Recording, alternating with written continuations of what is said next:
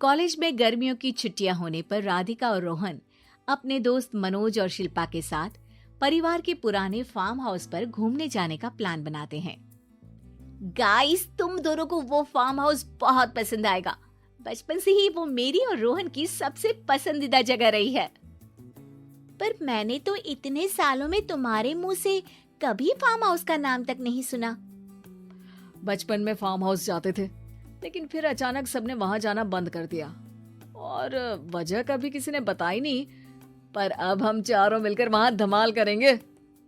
इसी तरह बातें करते कुछ घंटों का सफर तय कर चारों शहर से दूर ऊंची पहाड़ी पर बने राधिका और रोहन के फैमिली फार्म हाउस पर पहुंच जाते हैं। वाह यार, ये तो बड़ा ही सुंदर है। पूरा घूमोगे तो और अच्छा लगेगा, लेकिन उससे पहले सब फ्रेशन अप हो जाओ, फिर साइट सीइंग के लिए जाएंगे।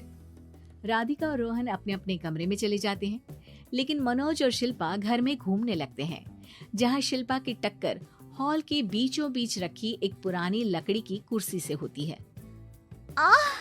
लग गई रे माता, इस कुर्सी को बीच में किसने रखा हुआ है? अरे तेरे स्वागत के लिए भूत ने रखा होगा।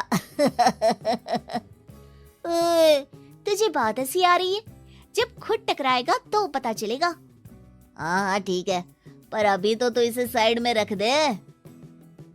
शिल्पा कुर्सी को एक कोने में रख देती है और वो दोनों भी अपने कमरे में चले जाते हैं, जिसकी थोड़ी देर बाद चारों बाहर घूमने निकल जाते हैं। इसी तरह रात हो जाती है। फार्म हाउस में वापस आकर वे लोग सीधा सोने चले जाते हैं। आधी रात को मनोज की नींद खुलती है।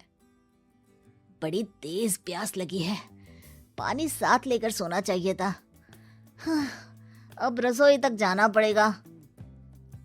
मनोज आंखें मलते हुए कमरे से हॉल में आता है और अचानक रास्ते में रखी कुर्सी से टकराकर जमीन पर गिर जाता है। अरे मर गया रे दादा।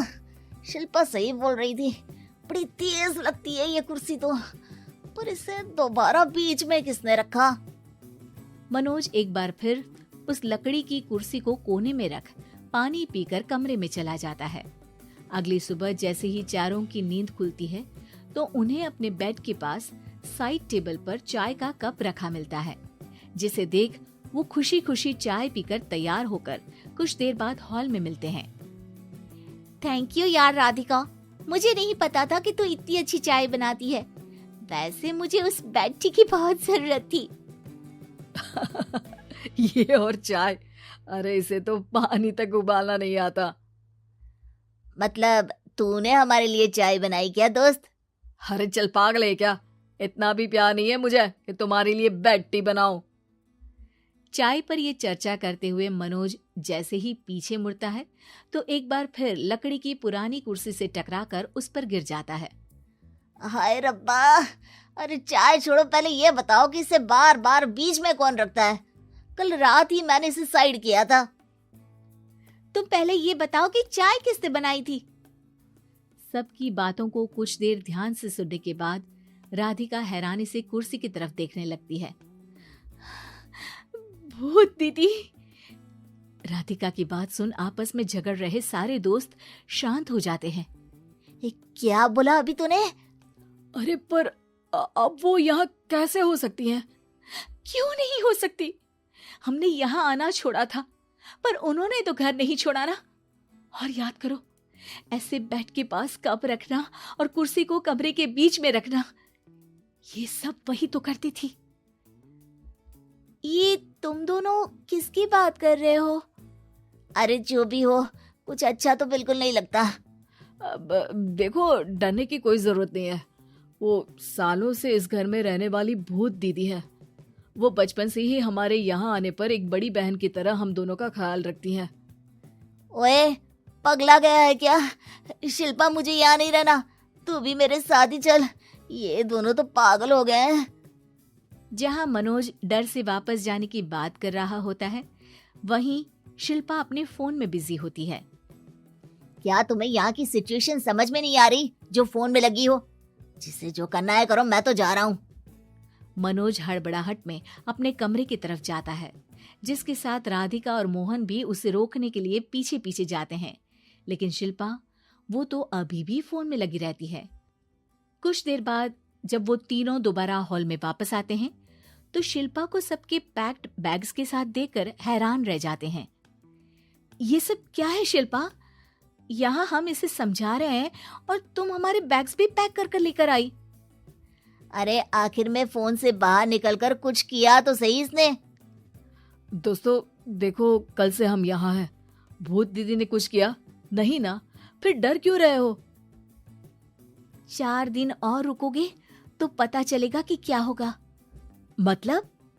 इस पर शिल्पा उन तीनों को फार्म हाउस से बाहर लाकर फोन में पुरानी न्यूज का आर्टिकल दिखाती है। सालों पहले यहाँ रह रही औरत ने अपने दोनों बच्चों को सुबह सुबह दूध में जहर पिलाकर मार दिया और फिर हॉल में उस कुर्सी पर खड़े होकर खुद भी फांसी लगा ली थी। तुम्हारी बातों से मुझे इस केस की याद आ गई। गूगल किया तो पता चला कि ये वही फार्म हाउस है। अभी भी यहाँ रहना चाहते हो जिससे कुछ दिनों में वो सबको थोड़ा थोड़ा जहर देकर मार दे? अरे पर ये दोनों तो बचपन से यहाँ आ रहे हैं, फिर इन्हें अभी तक कुछ क्यों नहीं हुआ? वो तो पापा बताते हैं कि हम आते थे। हाँ, और मुझे भी एक बार का ही याद है। वाह, और कहानियां तो ऐसे सुना रहे थे जैसे सदियों से यहीं रहते हो। तीनों ये बात कर ही रहे होते हैं कि अचानक फार्म हाउस में से एक आवाज सुनाई देती है। मैं यहाँ किसी को जिंदा नहीं रहने दूंगी, किसी को नहीं।